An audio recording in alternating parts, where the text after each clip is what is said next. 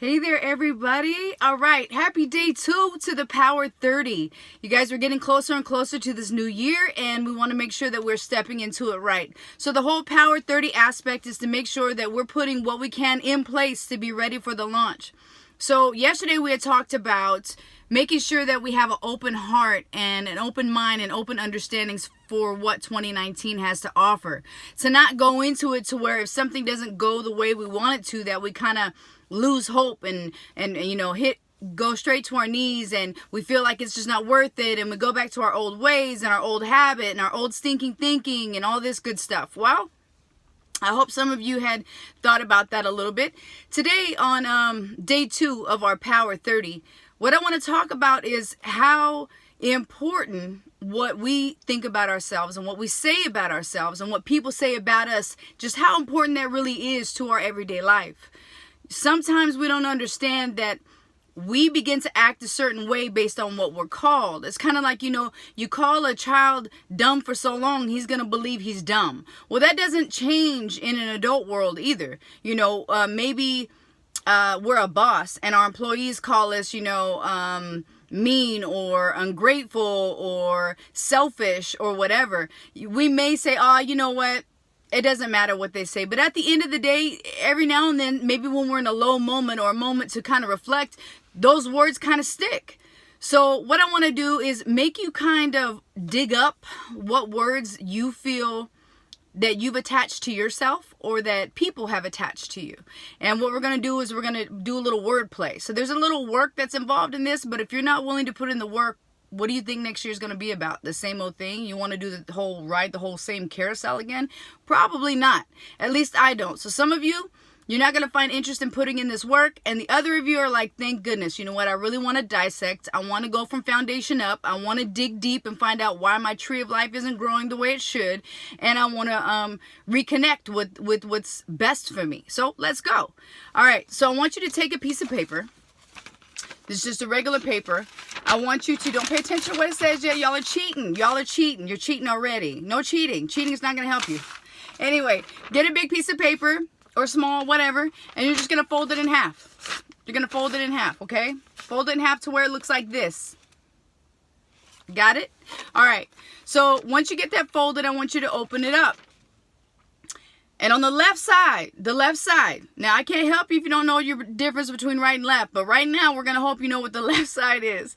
On the left side of that paper, I want you to write down 3 to 5 things that you think people say when they refer to you. Like, for instance, maybe they tell me, I'm nice.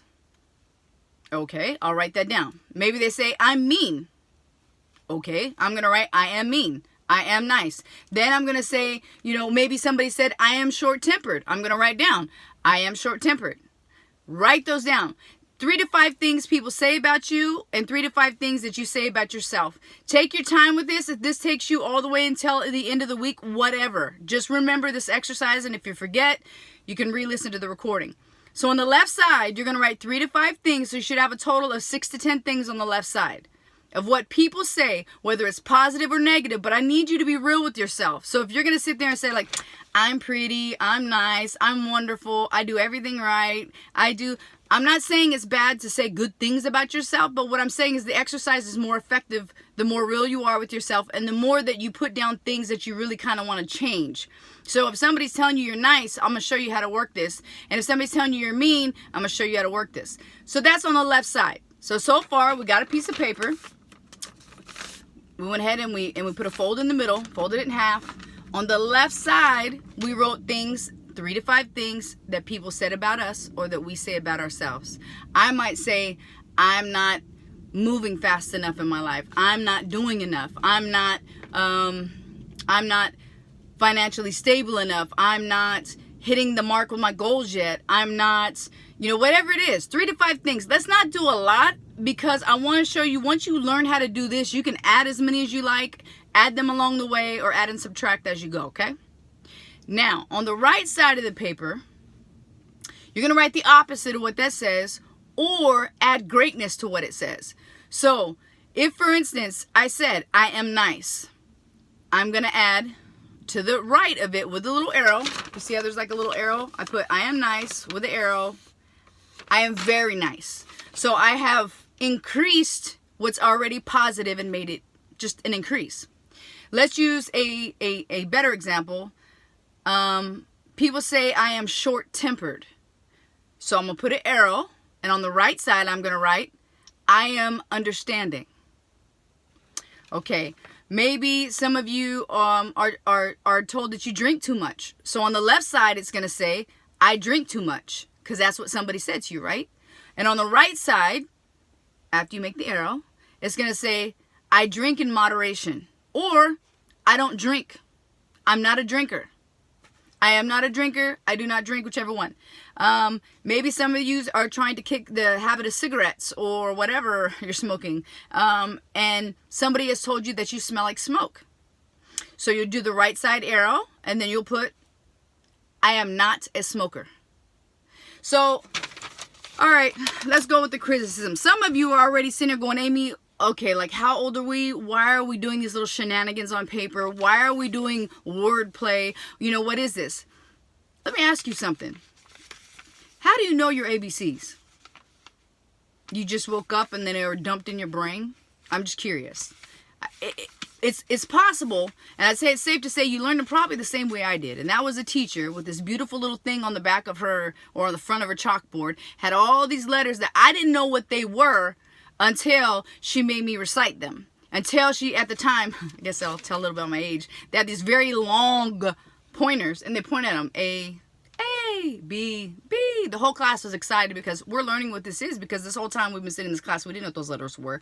Kids now, okay, you're a little more advanced, okay? You probably knew it way before you went to school. But anyway, you know, how did you know, you see, you got your alphabet, you learned that way.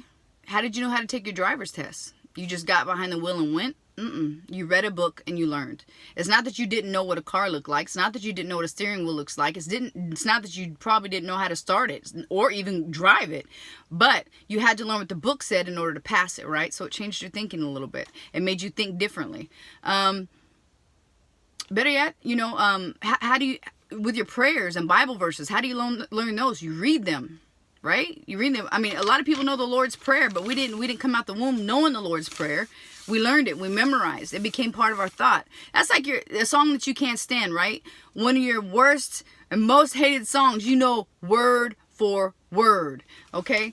So I'm telling you this because we don't understand how much we take in, and they're just words. They're just words. And then as we know those words, they manifest. They become actions. They become feelings. They become what we do. You know, I think it's just so important that you understand that what people say about you, even though it's not true, sometimes it's good to dissect. Because I think sometimes we get on this mode of constantly going and we don't realize sometimes some of the stuff we say or do. And I've been guilty of that.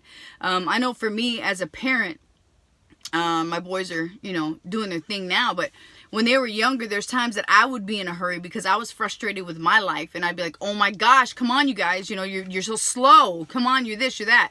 And then so I remember, I'm not sure which one of my little smarty pants children told me, you know, when I told them, come on one time, they're like, well, Mom, I'm slow. So make sure that, you know, just be careful when you're throwing words around. And more importantly, you guys, if you're serious about change for 2019, it's very important to understand the basis of who you are.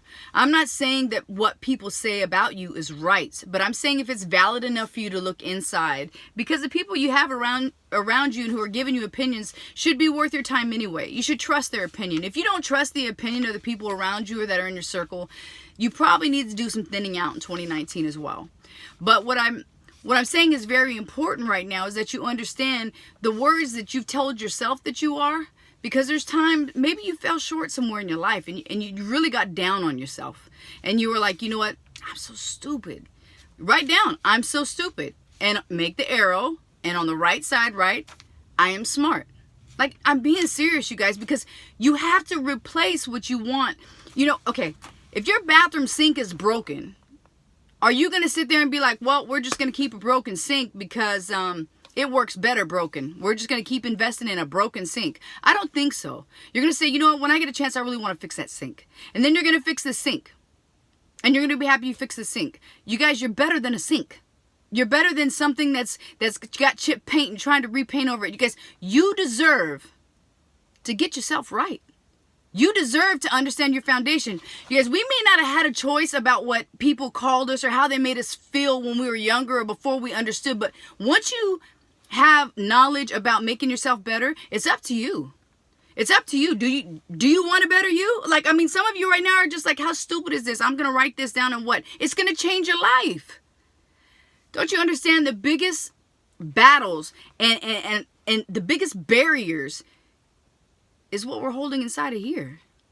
And the unfortunate part is it didn't come just from us. It came from the influences in our life. And sometimes maybe they threw us some words. You know, I was at a store this evening and I heard a mom yelling at her kid, and I'm really big about what you put in your kid's mind. They feel that they are, and they'll eat up and they'll grow into whatever it is you've made them out to be. And she was really cussing them out. She was cussing the kid out, and you don't know just how bad I wanted to just take the kid. I didn't want to say anything to mom. I just wanted to take the kid. I have a thing, just, you know, for those of you who know me, I've taken on kids that aren't mine just because I've had, you know, situations go on in their life, and I've always had an open door thing. So it was hard for me to see this parent not understand the influence that she had on her child. And we'll get into influence later, but so here we go. Just to recap. You get a piece of paper, you fold it in half. On the left side, you write 3 to 5 things that somebody or yourself has said about you that's probably not true, but it may be something you need to work on. So maybe you yourself, you said, I'm not doing enough at home. You know, I'm lazy at the house. So on the right, in the arrow, you're going to tell yourself, I help around the house.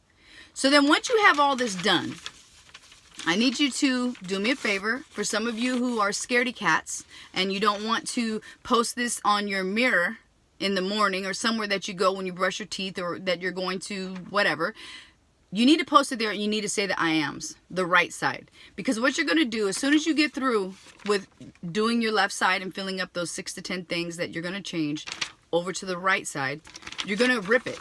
You're going to rip it. You're no longer going to have the left side because we're letting the left side go. We're getting rid of it. And we're replacing it with the new way of thinking and the new elements that are on the right side. So again, put this somewhere that every day you can start and end your day with it. Every morning and every night. You guys, this is more important than brushing your teeth. Because if your mouth stinks, that's one thing. But if your mind stinks, well, it's going to cost you forever. So let's clean the mind a little bit. Again, take this, post it on a mirror. Read it in the morning and read it at night. And then, of course, you're always going to say, I can, I will, I'm worth it right next to it. Because we can, we will, and we're worth it. Be the best you. And it starts with understanding how to do it. Don't be so prideful that you don't take moments to learn how to be a better person. Every single day, I listen to a motivational speaker. Every single day, I listen to an inspiring story. Because sometimes you don't understand how much you're putting into your life and into your family and into things. You have to deposit into yourself as well. You really do, especially in the world we live in today. So I tell you what, day 2 of Power 30, if you're still holding on, I know it's going to get deep, but it's worth it. And it's going to make a everlasting change if you decide to stick to it. Some of you are on it and you're ready. You're tired of spending those years spinning your wheels and on that merry-go-round. And I'm going to tell you that it's not just because hard things have come in your years, because trust me, I've had some hard ones myself. But what's wrong is we're not using the tools that are there, or we're unaware of the tools that are there to help us get, geared up and ready to face life in a different way. So I encourage you to do your best with this. Don't stop doing this. You do this until you memorize this. You do this until it becomes a part of your everyday. When you realize that these words that you've been saying about your I am and these are going into actions, you're going to fall in love with yourself. And let me tell you something. Once you get there, woo! It is just, you become untouchable. All right, love yourself. I can, I will, and I'm worth it. Lady Balding is out.